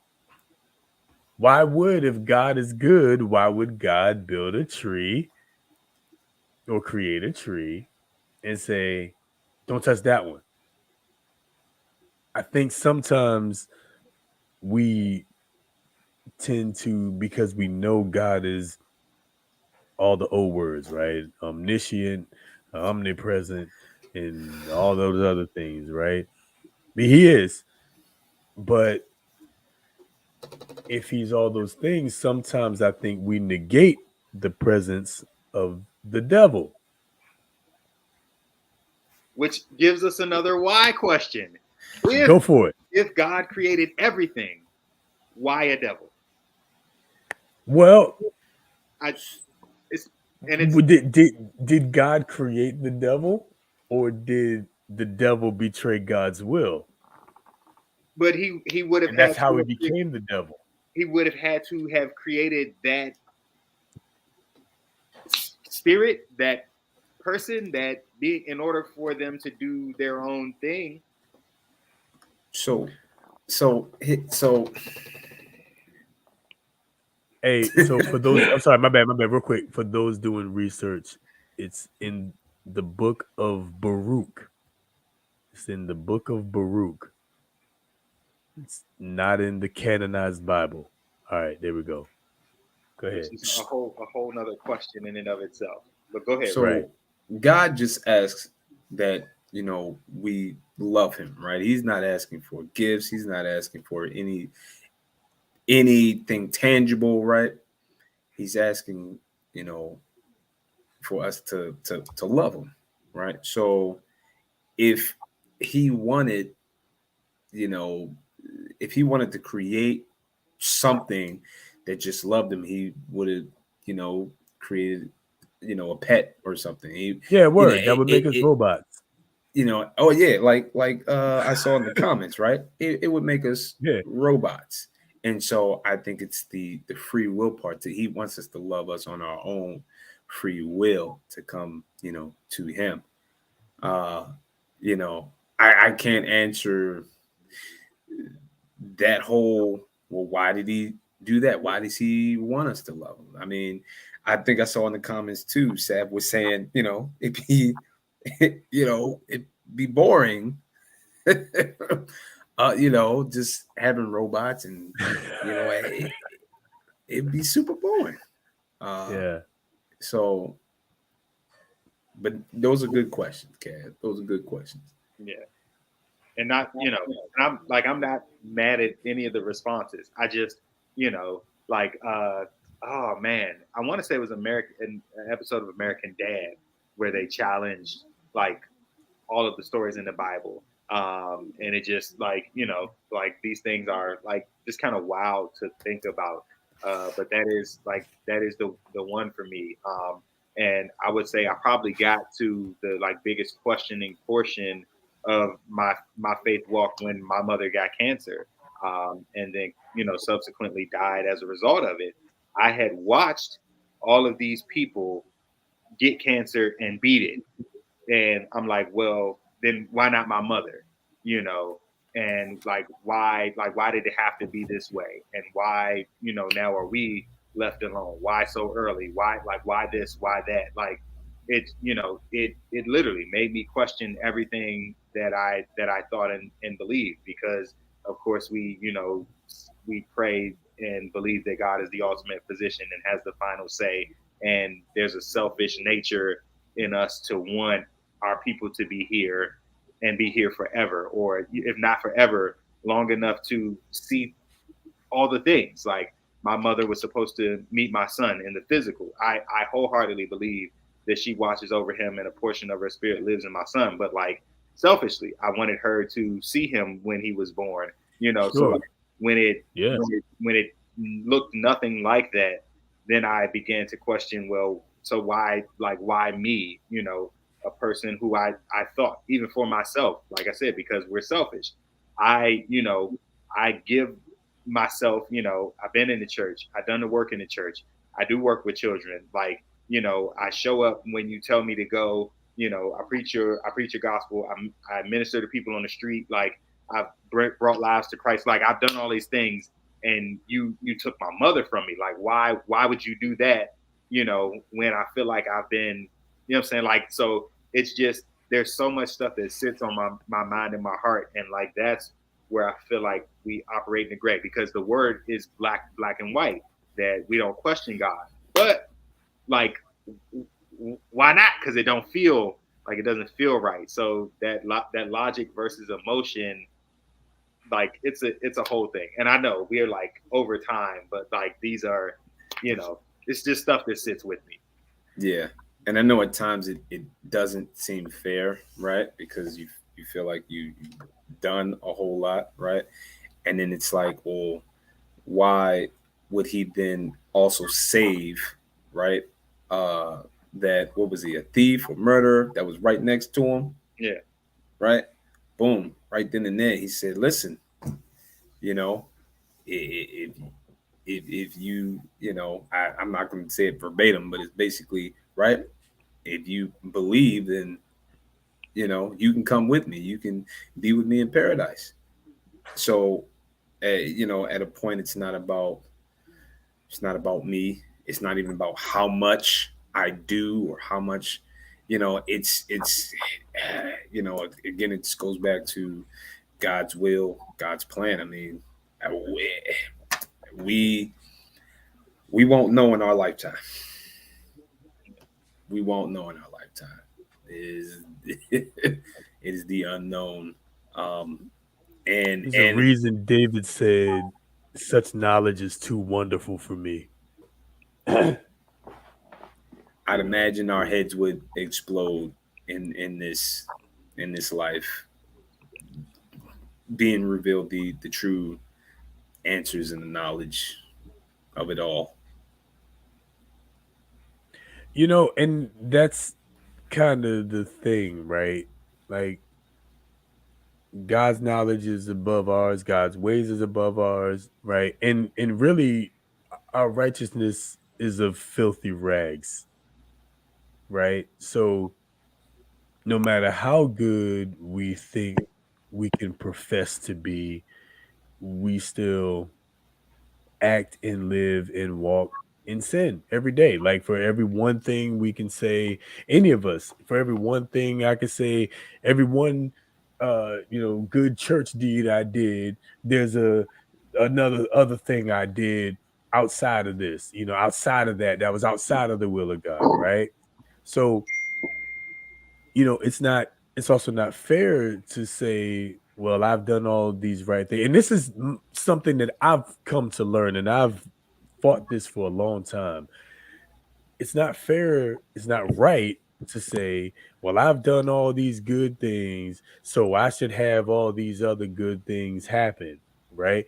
That's actually the opposite of what the Christian walk is, right? Paul says in the New Testament that, for the oh, damn. Is that the Lord calling? Sandman? Sandman? I'm getting yanked off the stage? Damn. This is your 5-minute warning. Okay. All right then. All right, cool. I'm gonna wrap this up then. But Paul basically says in the New Testament that if you follow this walk, then you're gonna go through crap. Okay. Yeah. Didn't cuss. I didn't cuss. But you're gonna go through crap. You're gonna go through crap for real. Like it's not gonna be. Thank you, LB. I appreciate you. It's not always gonna be great. Like the walk with Christ does not mean that everything is going to always be great, so much as it means that all things will work out for your good. Right? So, And like I said, not like the logical side of you can process that. Sure. But when you're in the thralls of heartbreak and grief like you've never known, yeah, it then makes you question everything you've ever known. So and that's kind of where I've been able to kind of grow from, because my dad died in 2010, right? So been about 12 years now almost. And I remember when he passed away, there was a guy, oh man, I cannot remember his name. LB, you know what I'm talking about. Willie Butler. Yeah. Oh. And he said, the first thing he said to me is, son, now remember, God doesn't make mistakes. Okay? Just remember that God does not make mistakes. And that's something that stuck with me. It wasn't for me really to understand why, because I asked the same questions, right? I grew up in the church. My daddy took me to church, my mama took me to church. They a praying family. I came out of a praying family, blah blah blah. Why me, right? And as hard as it is to accept, it's not for me to understand it. But whatever it was, it still works together for my good, because all things work together for good to them who are called, right? And I believe, like you, I'm sure that I'm called to do a certain thing. I'm called to a certain appointment. You're called to a certain appointment. Rich, you're called to a certain appointment. Q, you're called to a certain appointment. So therefore, as long as I continue to believe that all things work together, then I don't need to question that. I think it's a trick of the devil to make you question what happens, to make you question God. Right now, you can ask questions, as you should. You should be able to question. Somebody said, I think Jesse said that in the comments. You can and should question God, right? But that doesn't always mean you're ready for the answer. When I'm reading the book of Job, it kind of illustrates that. right? Job got to a point after he lost everything where he was questioning God, whether or not he basically said either God is not all good or God is incompetent. That's literally what he said. Either God is not all good or God is incompetent. Right? And so, but later in the chapter, God, reveals to Job that actually, and he doesn't really give him an answer, but he says, well, actually, there are things bigger than you can understand at work here, things that are greater than any of us can really understand. And Job, of course, reconciled, and the end of the story is God blessed him, double what he had before, right? So it's good, it's okay to question, but also understand that such knowledge is too wonderful for us. We don't always need to. I see you, LB. We don't always need to necessarily have an answer. Not always. And I guess Hard as that is to accept.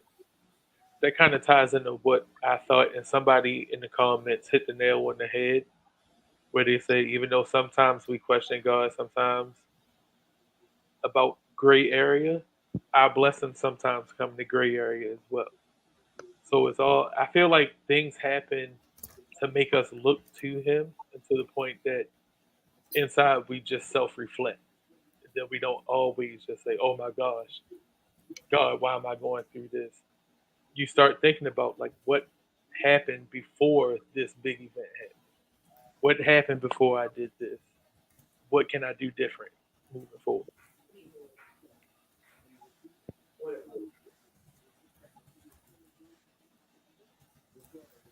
Yep, that's facts. Listen, we are well over time. We are well over time. What? I'm drunk. We are well over time. We are well over time. We appreciate all of y'all for rolling with us. We're gonna pick this back up. We're gonna pick this back up. I know This was good. This was good. Yeah, we got to jump back into this because there's a lot of layers to a lot of this conversation. And